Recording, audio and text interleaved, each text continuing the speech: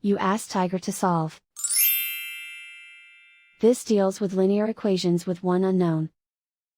The final result is x equals 7. Let's solve it step by step. Group all constants on the right side of the equation.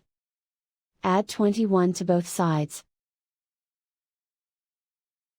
Simplify the arithmetic.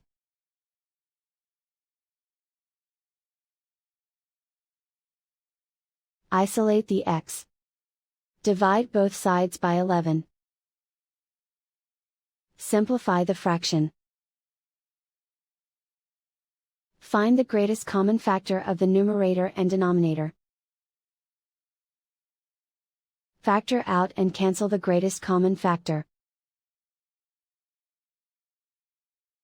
And so the final result is x equals 7.